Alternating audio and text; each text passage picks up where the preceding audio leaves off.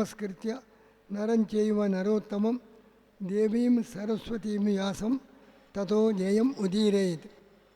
ಮಹಾಭಾರತದಲ್ಲಿ ಸಜ್ಜನರಾದ ಪಾಂಡವರ ಕಥೆ, ಅನೇಕ ರಾಜರ್ಷಿಗಳು, ಅವರ ತ್ಯಾಗ,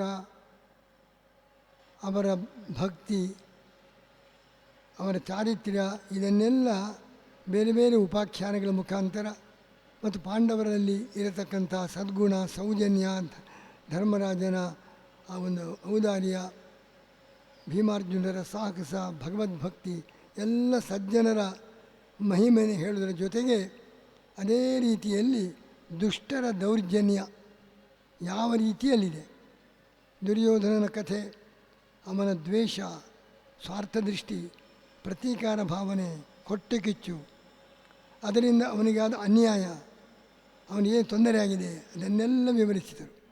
ದುರ್ಯೋಧನ ಪಾಂಡವರಿಗೆ ಅಪಮಾನ ಮಾಡಬೇಕು, ತನ್ನ ವೈಭವ ಪ್ರದರ್ಶನ ಮಾಡಬೇಕೆಂಬುದಾಗಿ ಹೋಗಿ ಎಷ್ಟು ಅಪಮಾನವನ್ನು ಅವನು ಅನುಭವಿಸಿದ. ಆಗಲೂ ಬುದ್ಧಿ ಬಂದಿಲ್ಲ.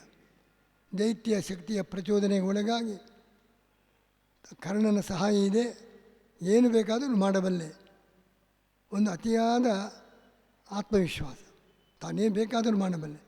ಪಾಂಡವರನ್ನು 13 ವರ್ಷದ ನಂತರ ಕರ್ಣನ ಸಹಾಯದಿಂದ ಸಂಹಾರ ಮಾಡ್ತೇನೆ ಎಂಬಂಥ ಒಂದು ದುರಾಲೋಚನೆ, ಕೆಟ್ಟ ದೃಷ್ಟಿ, ಸ್ವಾರ್ಥ ಎಲ್ಲ ಅದರ ಮೂರ್ತಿಮತ್ತಾಗಿ ಆ ದುರ್ಯೋಧನ ಯಾವ ಥರದ ಕೆಟ್ಟತನ ತೋರಿಸಿದ ಎಂಬುದನ್ನು ಮೊನ್ನೆಯ ಪ್ರಕರಣದಲ್ಲಿ ತಿಳಿಸಿದ್ದೇವೆ. ಇನ್ನೊಬ್ಬ ದುಷ್ಟ, ಅವನ ವರ್ತನೆ, ಅದನ್ನು ವರ್ಣಿಸ್ತಾ ಇದ್ದಾರೆ. ಪಾಂಡವರು ಅರಣ್ಯದಲ್ಲಿ ವಾಸ ಮಾಡುವಾಗ ಒಂದು ದಿನ ಪಾಂಡವರೆಲ್ಲ 5 ಮಂದಿಯು ಕೂಡ ಒಟ್ಟಿಗೆ ಬೇರೆ ಅವರು ದುಷ್ಟ ಪ್ರಾಣಿಗಳನ್ನು ಹಿಂಸೆ ಮಾಡಿ ಜನರಿಗೆ ಯಾವುದೇ ತೊಂದರೆ ಆಗಬಾರದು, ಕಾಡಿನಲ್ಲಿ ವಾಸ ಮಾಡುವ ಜನರಿಗೆ ತೊಂದರೆಯಾಗದಂತೆ ಹಿಂಸಕ ಪ್ರಾಣಿಗಳ ಬೇಟೆಯಾಡಲು ಅರಣ್ಯದಲ್ಲಿ ಹೋಗಿದ್ದಾರೆ. 5 ಮಂದಿ ಪಾಂಡವರು ಇಲ್ಲ. ಜೊತೆಗೆ ಬ್ರಾಹ್ಮಣರು ಕೂಡ ಬೇರೆ ಬೇರೆ ಕಡೆ ಹೋಗಿದ್ದಾರೆ, ಅವ್ರ ಜೊತೆಗಿದ್ದವರು. ದ್ರೌಪದಿ ಒಬ್ಬಳಿ, ಪುರೋಹಿತರು ಧೌಮ್ಯಾಚಾರ್ಯ ಇದ್ದರು, ದ್ರೌಪದಿ ಒಬ್ಬಳಿ ಆಶ್ರಮದಲ್ಲಿ ಇದ್ದಾಳೆ. ಆಗ ಅದೇ ದಾರಿಯಲ್ಲಿ ಜಯದ್ರಥ, ಅವನ ಜೊತೆ ಕೆಲವು ರಾಜರುಗಳು, ಅವನ ಸಾಮಂತ ರಾಜರಿದ್ದ ಹಾಗೆ ಅಂಥ ಕೆಲವು ರಾಜರುಗಳು, ಕೆಲವು ಮಿತ್ರ ರಾಜರು ಅವರನ್ನೆಲ್ಲ ಒಡಗೂಡಿಕೊಂಡು ಒಳ್ಳೆಯ ವೈಭವದಿಂದ ಆ ದಾರಿಯಲ್ಲಿ ಹೋಗ್ತಾ ಇದ್ದಾನೆ. ಅವನ ಉದ್ದೇಶ ಒಂದು ಸಾಲ್ವ ದೇಶಕ್ಕೆ ಹೋಗಿ ಅಲ್ಲಿಯ ರಾಜಕುಮಾರಿಯನ್ನು ಮದುವೆಯಾಗಬೇಕು. ಒಂದು ಮದುವೆಯಾಗಿದೆ, ದುರ್ಯೋಧನನ ತಂಗಿ ದುಶ್ಶಲ, ಆ ದುಶ್ಶಲೆಯ ಪತಿ ದುರ್ಯೋಧನನ ಭಾವ, ಸಿಂಧು ದೇಶದ ರಾಜ, ಈಗ ಪಾಕಿಸ್ತಾನದಲ್ಲಿ ಸೇರಿದ ಸಿಂಧು ಸೌವೀರ ದೇಶದ ರಾಜ. ಅವನು ಪ್ರಯಾಣ ಮಾಡ್ತಾ ಇದ್ದಾನೆ ಸೈನ್ಯ ಸಮೇತವಾಗಿ. ಹೋಗುವಾಗ ಈ ಆಶ್ರಮ ಕಂಡಿತು.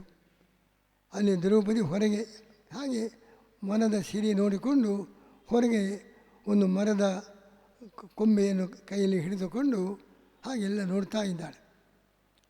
ಜಯದ್ರಥನೇ ದೃಷ್ಟಿಗಳು ಬಿದ್ದಳು. ಭಾರೀ ಅವನಿಗೆ ಮುಗ್ಧನಾಗಿಬಿಟ್ಟ. ಎಂಥ ಅನುಪಮ ಸೌಂದರ್ಯ!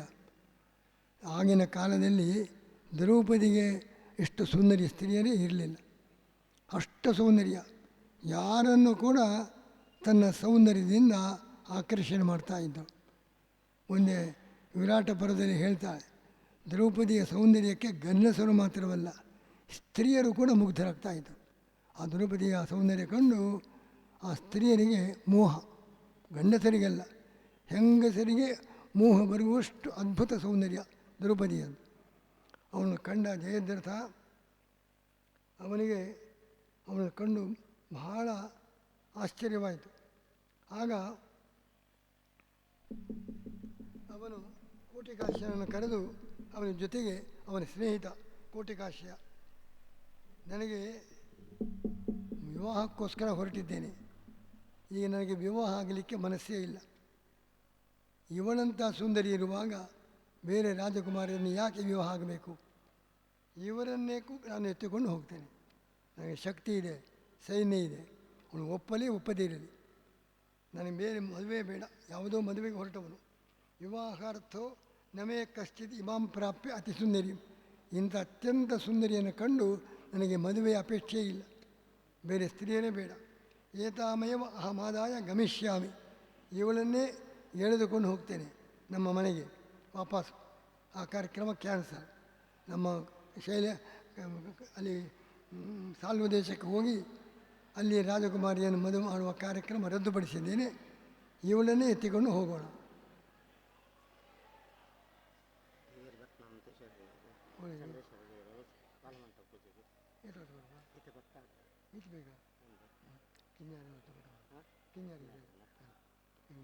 ಉಪನ್ಯಾಸ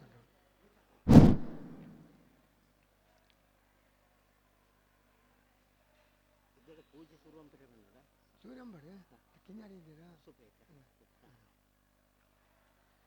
ವಿವಾಹಾರ್ಥೋ ನಮೇ ಕಶ್ಚಿತ್ ಇಮಾಂ ಪ್ರಾಪ್ಯ ಅತಿ ಸುಂದರೀಂ ಏತಾಮೇವ ಅಹಮಾದಾಯ ಗಮಿಷ್ಯಾಮಿ, ಇವಳನ್ನೇ ಎತ್ತಿಕೊಂಡು ಹೋಗ್ತೇನೆ, ಬೇರೆ ಮದುವೆ ಬೇಡ ಎಂಬುದಾಗಿ ಅವನು ಕೋಟಿಕಾಶಿಯನ್ನು ಕರೆದು, ಸ್ವಲ್ಪ ಮಾತಾಡು, ಅವಳು ಯಾರು ಅಂತ ವಿಚಾರಿಸು. ಗಚ್ಚ ಜಾನಿಹಿ ಕೋನ್ವಸ್ಯ, ಇವಳಿಗೆ ಮದುವೆಯಾಗಿದೆಯೋ, ಇವನ ಗಂಡ ಯಾರು, ಸ್ವಲ್ಪ ಅವಳನ್ನು ವಿಚಾರಿಸು ಅಂತ ಹೇಳಿ ತನ್ನ ಮಿತ್ರನಾದ ಕೋಟಿಕಾಶ್ಯನನ್ನು ಕಳಿಸ್ತಾನೆ. ಅವನ ಸಾಮಂತ ರಾಜ ಕೋಟಿಕಾಶ್ಯ. ಅವನಿಗೆ ಹೋಗು, ನೀವು ಅವಳು ಯಾರು ಅಂತ ವಿಚಾರಿಸು ಅಂತ. ಅವನು ನೋಡ್ತಾ ಇದ್ದಾನೆ. ಅವನು ಕೇಳ್ತಾನೆ, ಕಾತ್ವಂ ಕದಂಬಸ್ಯ ವಿನಮ್ಯ ಶಾಖಾಂ ಏಕಾಶ್ರಮೇ ತಿಷ್ಠಸಿ ಶೋಭಮಾನ. ಯಾರಪ್ಪ ನೀನು? ಆ ಮರದ ಕೊಂಬೆಯನ್ನು ಕೈ ಹಿಡಿದುಕೊಂಡು ದೇದೀಪ್ತಿ ಒಳ್ಳೆ ಪ್ರಕಾಶಮಾನಳಾಗಿ ಕಾಣ್ತಾ ಇದ್ದಿ, ಯಾರು ನೀನು? ಇವರೆಲ್ಲ ರಾಜರುಗಳು ಬರ್ತಾ ಇದ್ದಾರೆ, ಎಲ್ಲರೂ ನೆಟ್ಟ ದೃಷ್ಟಿಯಿಂದ ನಿನ್ನನ್ನೇ ನೋಡ್ತಾ ಇದ್ದಾರೆ. ಅಷ್ಟು ಎಲ್ಲರನ್ನೂ ಕೂಡ ನೀನು ಮೋಹಗೊಳಿಸಿದ್ದಿ. ಅವನೊಬ್ಬ ರಾಜ, ಬೇರೆ ಬೇರೆ ರಾಜರು, ನಾನು ಕೋಟಿಕಾಶ್ಯ, ನಾನು ಒಬ್ಬ ರಾಜ, ಇನ್ನೊಬ್ಬ ರಾಜ ಇದ್ದಾನೆ ಕುಲಿಂದ ದೇಶದ ರಾಜ, ಮತ್ತೊಬ್ಬ ಇಕ್ಷ್ವಾಕು ರಾಜನ ಸುಬಲನ ಮಗ, ಅವನೊಬ್ಬ ಜಯದ್ರಥ ಮಹಾವೀರ. ಎಷ್ಟು ಲಕ್ಷ ಲಕ್ಷ ಸೈನಿಕರು ಅವನನ್ನು ಇದ್ದಾರೆ. ಇಂದ ಅನೇಕ ರಾಜರು, ಆ ರಾಜಪುತ್ರರು ಹೋಗ್ತಾ ಇದ್ದಾರೆ. ನೋಡು ಅವರೆಲ್ಲ ನಿನ್ನನ್ನೇ ಬಹಳ ವಿಶೇಷವಾದ ದೃಷ್ಟಿಯಿಂದ ನೋಡ್ತಾ ಇದ್ದಾರೆ ಎಂಬುದಾಗಿ. ಅದರಿಂದ ನೀನು ಯಾರು ಕೇಳು ಅಂತ. ಆಗ ದ್ರೌಪದಿ ಹೇಳ್ತಾಳೆ, ನಾನು ಒಬ್ಬಳು ಏಕಾಕಿನಿಯಾಗಿದ್ದೇನೆ, ನನ್ನ ಮುಂದೆ ಇಂಥದ್ದೆಲ್ಲ ಮಾತು.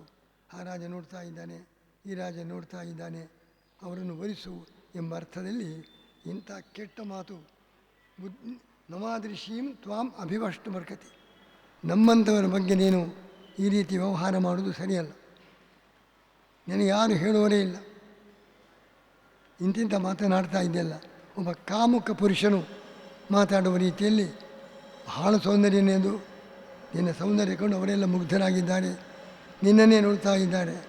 ಇದೆಲ್ಲ ಪರಸ್ತ್ರೀಯ ಬಗ್ಗೆ ಇಂಥ ಕೆಟ್ಟ ಮಾತುಗಳನ್ನು ನೀವು ಆಡುವುದು ಸರಿಯಲ್ಲ, ನಿನಗೆ ಹೇಳುವವರು ಯಾರೇ ಇಲ್ಲ. ನಾನು ನಿನಗೇನು ಉತ್ತರ ಕೊಡಲಿ? ನಾನು ಪಂಚಪಾಂಡವರ ಪತ್ನಿ, ದ್ರುಪದನ ಮಗಳು ದ್ರೌಪದಿ, ಇದನ್ನು ಅರ್ಥ ಮಾಡಿಕೊ ಹೇಳಿದಳು. ಪರ್ಣಶಾಲೆಗೆ ಪ್ರವೇಶ ಮಾಡಿ ಇವನ ಜೊತೆಗೆ ಹೆಚ್ಚು ಮಾತಾಡಲು ಸಿದ್ಧಳಾಗಿಲ್ಲ. ಅಷ್ಟು ತನ್ನ ಒಂದು ಪಾತಿವೃತ್ಯವನ್ನು ರಕ್ಷಿಸಿಕೊಂಡ ದ್ರೌಪದಿ ಅಷ್ಟು ಹೇಳಿದಳು. ಪರ್ಣಶಾಲೆಗೆ ಪ್ರವೇಶ ಮಾಡಿದಳು. ಆಗ ಪುನಃ ಬಂದ ಆ ರಾಜನ ಬಳಿಗೆ ಬಂದು ಅದನ್ನು ಅವಾಗ ಕೆಲವು ರಾಜರು ಹೇಳಿದರು, ಈ ದ್ರೌಪದಿಯನ್ನು ನೋಡಿದ ಮೇಲೆ ನನಗೆ ಉಳಿದವರೆಲ್ಲ ಕೋತಿಗಳಂತೆ, ಎಲ್ಲ ಸ್ತ್ರೀಯರು ಕೋತಿಗಳಂತೆ ಕಾಡ್ತಾ ಇದ್ದಾರೆ. ಇವಳ ಮುಂದೆ ಯಾರೂ ಉಪಯೋಗ ಇಲ್ಲ, ಎಲ್ಲ ಕೋತಿಗಳು. ಇವಳ ಅಷ್ಟು ಸುರಸುಂದರಿ. ಆದ್ದರಿಂದ ನಾವೆಲ್ಲ ಇವಳನ್ನೇ ವರಿಸಬೇಕು ಅಂತ ಒಬ್ಬರೊಬ್ಬರಿಗೆ ಆಲೋಚನೆ ಬಂತು. ಆಗ ಜಯದ್ರಥ ಅವನು ನಾನೇ ಹೋಗ್ತೇನೆ ಮಾತಾಡ್ತೇನೆ ಅಂತೇಳಿ ಎಲ್ಲ ರಾಜನ ಅಲ್ಲಿಗೆ ನಿಲ್ಲಿಸಿ ಅವನ ಆಶ್ರಮದ ಒಳಗೆ ಪ್ರವೇಶ ಮಾಡಿ, ದ್ರೌಪದಿ ಕೋಟಿಕಾಶನ ಹತ್ರ ಮಾತಾಡಿ ಹೆಚ್ಚು ಅವರ ಜೊತೆಗೆ ಮಾತಾಡಲು ಇಷ್ಟವಿಲ್ಲದೆ ಆಶ್ರಮದ ಒಳಗೆ ಪ್ರವೇಶ ಮಾಡಿದರೆ ಜಯದ್ರಥ ಏನೂ ಸಂಕೋಚವಿಲ್ಲದೆ ಆಶ್ರಮದ ಒಳಗೇ ಪ್ರವೇಶ ಮಾಡಿದ. ಆವಾಗ ಕೇಳ್ತಾನೆ, ಎಲ್ಲ ಕುಶಲವೋ? ಪಾಂಡವರೆಲ್ಲ ಹೇಗಿದ್ದಾರೆ ಅಂತ ಯೋಗಕ್ಷೇಮ ವಿಚಾರ ಮಾಡಿದ. ದ್ರೌಪದಿ ಹೇಳ್ತಾಳೆ, ಎಲ್ಲ ಚೆನ್ನಾಗಿದ್ದಾರೆ, ಯಾವ ತೊಂದರೆ ಇಲ್ಲ, ಹಾಗೆ ಹೇಳಿ ಅವನಿಗೆ ಆತಿಥ್ಯ ಮಾಡಬೇಕು ಅಂತ ಪ್ರವೃತ್ತಿ ಮಾಡಿದ್ದಾಳೆ. ಅಷ್ಟರಲ್ಲಿ ಜಯದ್ರಥ ಹೇಳ್ತಾನೆ, ಏಹಿಮೇ ರಥಮಾರೋಹ ಸುಖಮಾಪ್ನಿ, ಹೊರಡು ಬೇಗ, ನನ್ನ ರಥ ಏರು, ನಿನ್ನ ಆತಿಥ್ಯ ಯಾವುದು ಬೇಡ, ಈಗ ಹೊರಡಬೇಡು. ಆ ಪಾಂಡವರು ಅರಣ್ಯವಾಸಿಗಳು ರಾಜ್ಯ ಎಲ್ಲ ಕಳೆದುಕೊಂಡಿದ್ದಾರೆ, ಅವರ ಜೊತೆಗೆ ಏನು ಸುಖ ನಿನಗೆ? ಸುಖಮಾಪ್ನಿ, ನನ್ನ ಜೊತೆಗೆ ಬೇಕಾದಷ್ಟು ವೈಭವದಿಂದ ಸುಖ ಅನುಭವಿಸು. ಇಷ್ಟೆಲ್ಲ ದಾರಿದ್ರ್ಯ ಎಲ್ಲ ಸಂಪತ್ತು ಕಳೆದುಕೊಂಡವರ ಹಿಂದೆ ಯಾರೂ ಹೋಗಲು ಸಿದ್ಧರಿಲ್ಲ. ಭಾರ್ಯಾಮೇ ಭವ ಸುಶಿರೋಣಿ ತ್ಯಜೇನಾನ್, ಇವರನ್ನೆಲ್ಲ ಬಿಟ್ಟುಬಿಡು ಎಂಬುದಾಗಿ ಸಂಕೋಚ ಇಲ್ಲದೆ ನಾಚಿಕೆ ಇಲ್ಲದೆ ದ್ರೌಪದಿಯನ್ನು ಕರೀತಾರೆ. ಆಗ ದ್ರೌಪದಿ ಹೇಳ್ತಾಳೆ, ಅಲ್ಲಿಂದ ಹೊರಟೇ ಬಿಟ್ಟಳು. ಅಷ್ಟು ಹೇಳಿದ ಕೂಡಲೇ ಅಲ್ಲಿಂದ ಹೊರಡಲಿಕ್ಕೆ ಸಿದ್ಧಳದು. ಒಂದು ಮಾತು ಹೇಳ್ತಾಳೆ, ಮೈವಮ್ಮಿತ್ತು, ಈ ರೀತಿ ಹೇಳಬೇಡ, ಇಂಥ ಮಾತಾಡಬೇಡ, ನಾಚಿಕೆ ಆಗೋದಿಲ್ಲ ನಿನಗೆ ಈ ರೀತಿ ಪರಿಸ್ಥಿತಿಗಳಿಗೆ, ಪರಸ್ಪರ ಜೊತೆಗೆ ಇಂಥ ವ್ಯವಹಾರ ನೀನು ಮಾಡಬಹುದೇ ಎಂಬುದಾಗಿ ಅವನ ಹತ್ರ ಮಾತಾಡದೆ ಒಳಗೆ ಹೋಗ್ತಾಳೆ. ಹೊರಗೆ ಬಂದು ಅವನಿಗೆ ಆತಿಥ್ಯ ನೀಡಬೇಕು ಅಂತ ಬಂದ ದ್ರೌಪದಿ ಅವಳ ನಿರ್ಲಜ್ಜವಾದ ನಾಚಿಕೆಗೇಡಿನ ಮಾತನ್ನು ಕೇಳಿ ಲಜ್ಜಿಸುವ, ನಾಚಿಕೆ ಬಿಡಿ ಇಂಥ ಮಾತಾಡಲಿಕ್ಕೆ ಎಂಬುದಾಗಿ ಒಳಗೆ ಹೋದವಳು. ಆಗ ಅವನು ಬಿಡಲಿಲ್ಲ, ಅವಳ ಬೆನ್ನು ಹತ್ತಿದ. ಆಗ ಪಾಂಡವರು ಬರುವವರೆಗೆ ಕಾಲಕ್ಷೇಪ ಮಾಡೋಣ ಅಂಥೇಳಿ ಅವನಿಗೆ ಉಪದೇಶದ ಮಾತನ್ನು ಇಂಥದ್ದೆಲ್ಲ ವ್ಯವಹಾರ ಮಾಡಬೇಡ, ಈ ಥರದ ವರ್ತನೆ ಸರಿಯಲ್ಲ ಅಂತ ಕಾಲ ಹರಣ ಮಾಡಿಕೊಂಡು ಅವನಿಗೆ ಉಪದೇಶ ಮಾಡ್ತಾ ಇದ್ದಾಳೆ. ಆಗ ಜಯದ್ರಥ ಹೇಳ್ತಾನೆ, ರಾಜಧರ್ಮನೇ ಗೊತ್ತಿಲ್ಲ, ರಾಜಧರ್ಮ ಏನು? ಯಾವ ಸ್ತ್ರೀಯವರು ಆಗ್ಬೋದು, ಯಾರನ್ನೂ ಅಪಹಾರ ಮಾಡಬಹುದು. ಸ್ತ್ರೀಯೋ ರತ್ನಾಣಿ, ಸ್ತ್ರೀಯರೇ ರತ್ನರು, ರತ್ನ ಇದ್ದಾಗೆ, ರತ್ನ ಹಾರೀಚ, ರತ್ನಗಳನ್ನು ಅಪಹಾರ ಮಾಡತಕ್ಕವನು ರಾಜ. ಅದರಿಂದ ಸ್ತ್ರೀ ರತ್ನವನ್ನು ಕೂಡ ನಾನು ಅಪಹಾರ ಮಾಡ್ತೇನೆ. ಎಲ್ಲ ಸಾಧಾರಣ, ನಿಮ್ಮಲ್ಲಿ ಒಬ್ಬರಿಗೆ ಮಾತ್ರ ಸೀಮಿತರಲ್ಲ, ಯಾರು ಬೇಕಾದರೂ ನಿಮ್ಮನ್ನು ಉಪಯೋಗಿಸಬಹುದು. ಇಷ್ಟು ಸ್ತ್ರೀಯರನ್ನು ಅಪಮಾನಪಡಿಸುವ ರೀತಿಯಲ್ಲಿ ಸ್ತ್ರೀಯರನ್ನು ಯಾರು ಬೇಕಾದರೂ ಕರೆದುಕೊಂಡು ಹೋಗ್ಬೋದು, ಅವರು ಎಲ್ಲ ಜನರಲ್, ಎಲ್ಲರಿಗೂ ಸಂಬಂಧಪಟ್ಟವರು ಎಂಬುದಾಗಿ ಸ್ತ್ರೀಯರನ್ನೆಲ್ಲ ಅವಮಾನಪಡಿಸುವ, ಅಗೌರವದಿಂದ ಕಾಣುವಂಥ ರೀತಿಯಲ್ಲಿ ಅವನು ಮಾತಾಡ್ತಾ ಇದ್ದಾನೆ. ಆಗ ಅವಳು ಹೇಳ್ತಾಳೆ, ಅಹಂತು ಮೊನ್ನೆ ತವನಾಸ್ತಿ ಕಶ್ಚಿತ್ ಏತಾದೃಶೇ ಕ್ಷತ್ರಿಯ, ಇಷ್ಟು ಮಂದಿ ರಾಜರಿದ್ದಾರೆ, ಯಾರೂ ನಿನಗೆ ಹೇಳುವರಿಲ್ಲ, ಸರಿಯಾದ ಮಾರ್ಗದರ್ಶನ ಮಾಡುವರಿಲ್ಲ. ಪಾತಾಳಕ್ಕೆ ನೀನು ಬೀಳ್ತಾ ಇದ್ದೆ, ದೊಡ್ಡ ಹೊಂಡಕ್ಕೆ ಬೀಳ್ತಾ ಇದ್ದೆ, ಕೈಯಿಂದ ಎತ್ತಿ ಹಿಡಿಯೋರಿಲ್ಲ, ಸ್ವಚ್ಛಂದವಾಗಿ ಹೋಗ್ತಾ ಇದ್ದೆ, ತಡೆಯೋರು ಯಾರಿಲ್ಲ.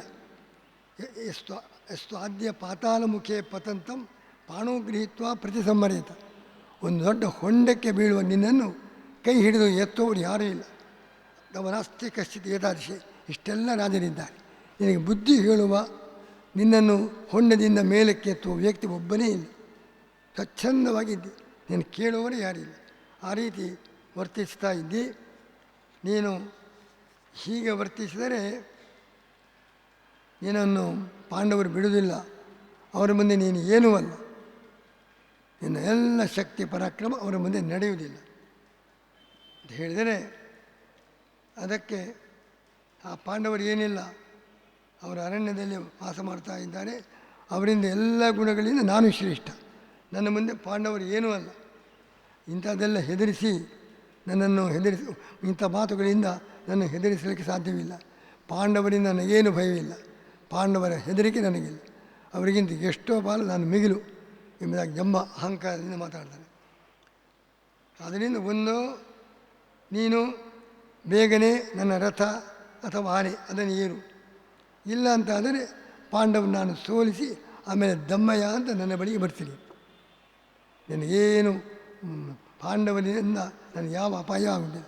ಒಂದು, ಈಗಲೇ ಬಾ, ರಥವನ್ನೇರು, ಇಲ್ಲದಿದ್ದರೆ ಪಾಂಡವನ್ನು ಸೋಲಿಸಿ ಆಮೇಲೆ ದೀನಳಾಗಿ ನನ್ನಲ್ಲಿ ಪ್ರಾರ್ಥನೆ ಮಾಡುವಂಥ ಸ್ಥಿತಿ ನಿನಗೆ ಬರ್ತದೆ, ಎಚ್ಚರಿಕೆ ಎಂಬುದಾಗಿ ದ್ರೌಪದಿಯನ್ನು ಹೆದರಿಸ್ತಾ ಇದ್ದಾನೆ. ಆಗ ಆ ಜಯದ್ರಥ ಅಲ್ಲಿಗೆ ಮುಗಿಲಿಲ್ಲ, ಅವಳನ್ನು ಕೈ ಹಿಡಿದು ಎಳೆಯುತ್ತಾ ಇದ್ದಾನೆ ರಥಕ್ಕೆ. ಅವಳು ಬರಲಿಲ್ಲ, ಕೈ ಹಿಡಿದು ಅವಳನ್ನು ಎಳೆಯಲಿಕ್ಕೆ ಪ್ರಯತ್ನ ಮಾಡ್ತಾಳೆ. ಉಪಾಯವಿಲ್ಲದೆ ಆ ರಥಕ್ಕೆ ಅವನು ಎಳೆದಿದ್ದಾನೆ. ಧೌಮ್ಯಾಚಾರ್ಯರು ಅವರ ಹಿಂದೆ ಓಡಿ ಬರ್ತಾ ಇದ್ದಾನೆ. ಪಾಂಡವರು ಇನ್ನೂ ಬಂದಿಲ್ಲ. ಆ ಪುರೋಹಿತನಾದ ಧೌಮ್ಯಾಚಾರ್ಯರು ಏನು ಮಾಡೋದು ಅಂತ ಕಾಣದೆ ಇವನು ರಥದಿಂದ ದ್ರೌಪದಿಯನ್ನು ಅಪಹಾರ ಮಾಡಿಕೊಂಡು ಹೋಗ್ತಾ ಇದ್ದಾನೆ. ಧೌಮ್ಯಾಚಾರ್ಯರು ಬಹಳ ಹೆದರಿಕೊಂಡು ಆ ರಥದ ಹಿಂದೆ ಓಡಿಕೊಂಡು ಬರ್ತಾ ಇದ್ದಾನೆ. ಈ ರೀತಿ ಜಯದ್ರಥ ದ್ರೌಪದಿಯ ಮೇಲೆ ಅತ್ಯಾಚಾರ ಮಾಡಲು, ಅವಳು ಆಕ್ರಮಿಸಲು ಅವಳು ಎಷ್ಟು ಒಳ್ಳೆಯ ಮಾತುಗಳನ್ನು ಆಡಿದರು. ಅದಕ್ಕೆ ಕಿವಿ ಕೊಡದೆ ಅಹಂಕಾರದಿಂದ ಕಾಮುಕತನ, ಎರಡು, ಒಂದು ಕಡೆ ಅಹಂಕಾರ, ಒಂದು ಕಡೆ ಅತಿಯಾದ ಕಾಮುಕತನ, ಎರಡರಿಂದ ತನ್ನನ್ನೇ ಮರೆತು ಪೂರ್ವಾಪರಿ ವಿಮರ್ಶೆ ಮಾಡಿದೆ. ಅವನು ಹೇಳಿಕೊಂಡು ಉಳಿದವರೇ, ಅಲ್ಲಿ ಬಂದವರೆಲ್ಲ ಅವನ ಅನುಯಾಯಿಗಳು, ಅವನಿಗೆ ಬೆಂಬಲಿಸುವವರು. ಅವರೆಲ್ಲರ ಜೊತೆಗೆ ಆ ದ್ರೌಪದಿಯನ್ನು ರಥದ ಮೇಲೆ ಏರಿಸಿ ಅಪಹಾರ ಮಾಡಿಕೊಂಡು ಹೋಗಲು ಪ್ರವೃತ್ತನಾಗ್ತಾನೆ. ರಥ ಮುಂದೆ ಹೋಗ್ತಾ ಇದೆ. ಧೌಮ್ಯಾಚಾರ್ಯರು ಹಿಂದೆ ಓಡಿಕೊಂಡು ಬೊಬ್ಬೆ ಹಾಕಿಕೊಂಡು ಬರ್ತಾ ಇದ್ದಾರೆ. ಇಂತಹ ಸ್ಥಿತಿ ಅರಣ್ಯದಲ್ಲಿ ದ್ರೌಪದಿಗೆ ಬಂತು ಎಂಬಲ್ಲಿಗೆ ಅನಂತೇಶ್ವರ ಚಂದ್ರೇಶ್ವರ ದೇವರ ಪೂಜಾ ಕಾರ್ಯಕ್ರಮ ನಡೆಯುತ್ತಾ ಇದೆ. ಅದಕ್ಕಾಗಿ ನಾವು ಈ ಪ್ರವಚನವನ್ನು ಇಲ್ಲಿಗೆ ಮುಕ್ತಾಯಗೊಳಿಸ್ತಾ ಇದ್ದೀವಿ.